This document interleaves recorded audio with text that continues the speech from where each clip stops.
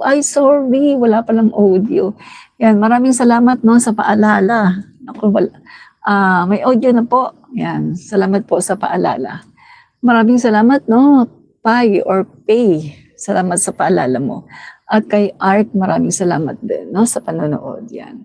So, ito po mga kaibigan, ang ating pong title no, sa ating pong topic ngayon ay si Speaker Martin Romualdez ay dumalo na nga po sa ICI kanina, no, kaninang umaga.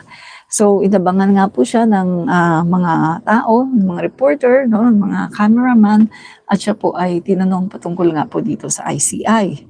At ito po mga kaibigan, no, yung kanyang sinabi po, I am willing to do anything that will help speed up the investigation because like every Filipino, I want the truth to be established without delay, no?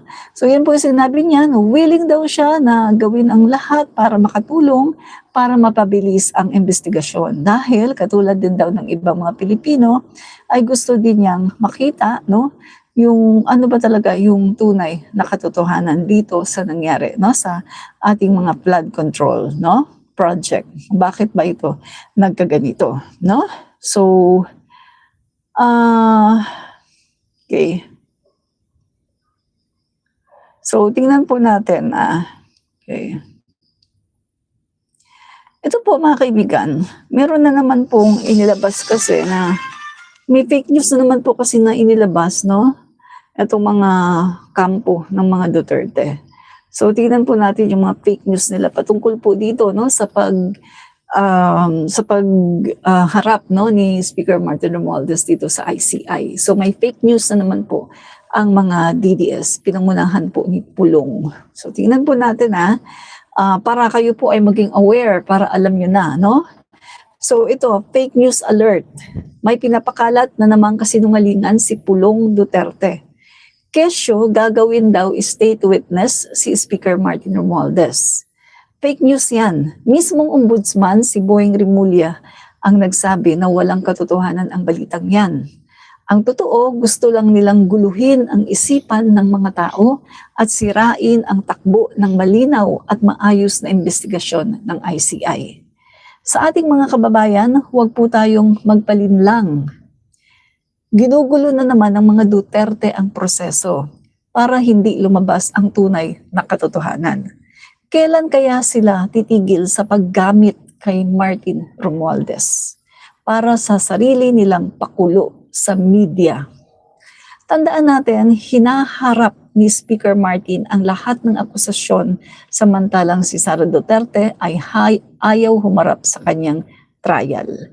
So yan po ang sabi ni mga kaibigan, no? Sabi po ni Ombudsman Rimulya, wala daw katotohanan, no? Office of the Ombudsman Jesus Crispin Rimulya warns the public against social media posts falsely stating that ex-speaker and later Representative Martin Romualdez is being considered as a state witness for flood control cases. Yan. So hindi po totoo kapag meron po kayong nabalitaan na ganyan or pag meron pong dumaan sa inyong social media na meron pong ganyan, no, huwag po kayo maniniwala dahil yan po ay fake news, no? So, ito po mga kaibigan, i-share ko sa inyo yung ito pong press conference kanina ni Yusek Claire Castro, no?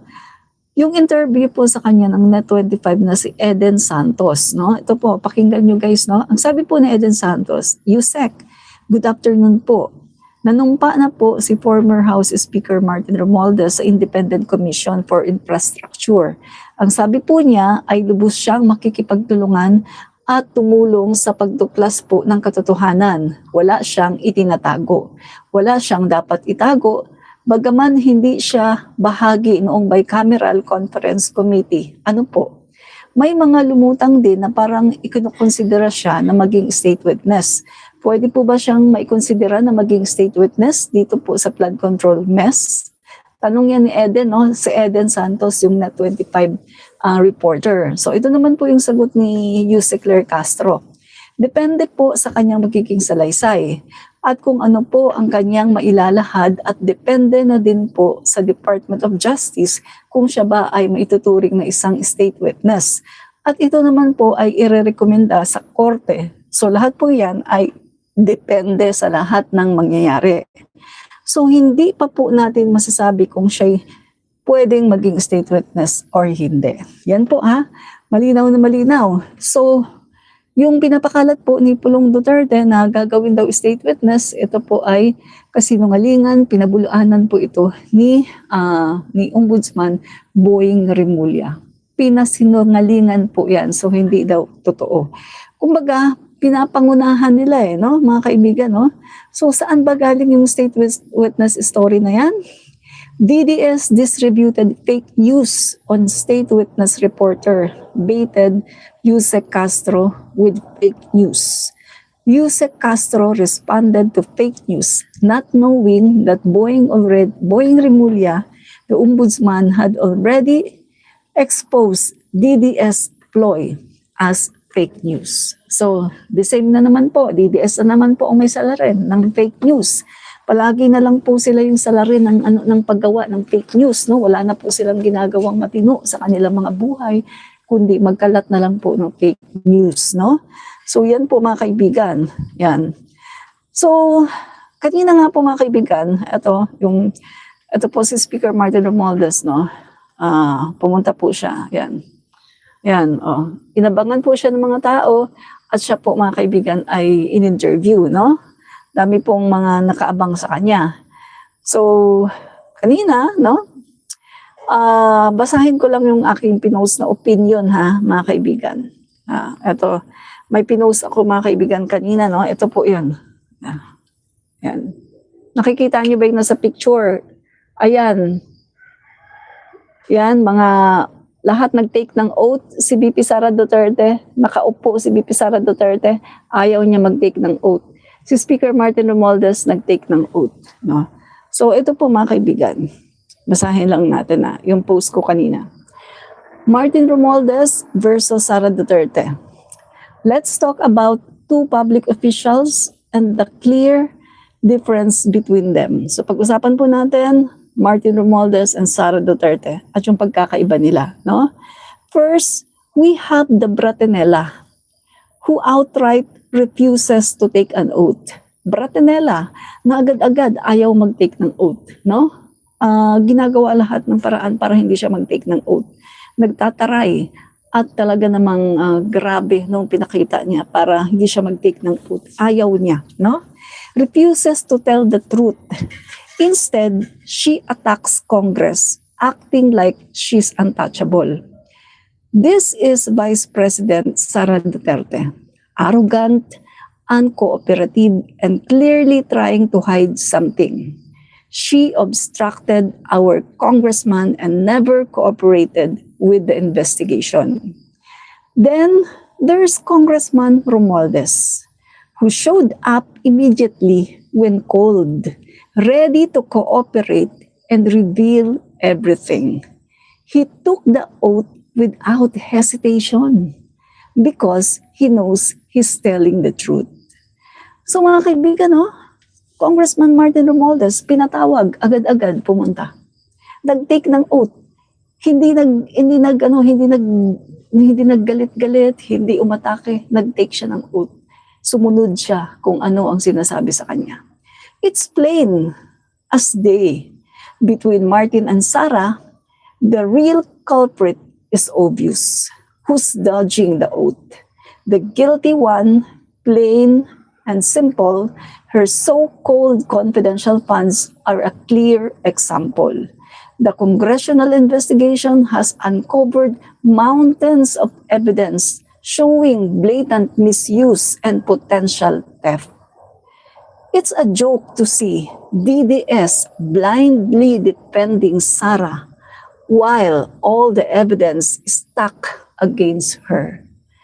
While baselessly attacking SMR, the evidence speaks for itself. Yan yung aking sinulat kanina, no? Kasi naalala ko lang itong picture na to mga kaibigan kung saan si Bratinella ay ayaw talagang mag-take ng oath. Yan, no?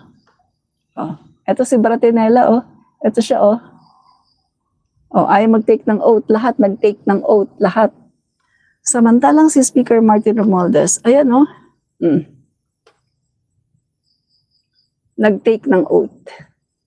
Diba? Nung pinatawag, pumunta agad. Samantalang si Bratinella, pinatawag siya sa NBI 2 beses. Inisnab niya. Wala siyang pake. Wala siyang pakialam. Pinatawag siya sa Congress, ilang beses siya pinatawag, ilang beses siya binigyan ng panahon. Isnab. Wala siyang pake.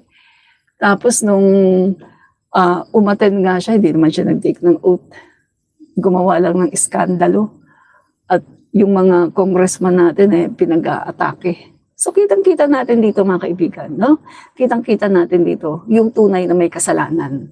Tapos yung trial na, imbis na humarap sa trial, anong ginawa? Pumunta sa Supreme Court 2 beses, no? Pagkatapos pinadeklara na unconstitutional yung kanyang impeachment. Alam niyo mga kaibigan, ito sasabihin ko sa inyo, si Speaker Martin, malilinis niya ang pangalan niya. Sa totoo lang. Kasi very cooperative siya mga kaibigan. Pumupunta siya, nagtitake ng oath, very cooperative siya. Malilinis niya ang pangalan niya. Pero si Sara Duterte, never. Habang buhay, tatatak sa utak at sa puso ng mga Pilipino na siya ay nagnakaw. Nagnakaw. Tatatak yan hanggang 2028. Kaya hindi siya mananalo dahil siya ay isang magnanakaw. Remember yung kanta ng mga Gen Z kay Sara Duterte? Sara, Sara, magnanakaw. Sara, Sara, magnanakaw. Sara, Sara, magnanakaw. Magnanakaw si Sara. Di ba yan yung kanta ng mga Gen Z noong September 21? Kasi nga, pinigilan niya yung trial. Na yung trial na yan sana yung pagkakataon para mailahad niya kung ano man ang katotohanan na alam niya. Yan sana ang pagkakataon niya para malinis niya ang kanyang pangalan. Pero ayaw niya ng trial. So obvious.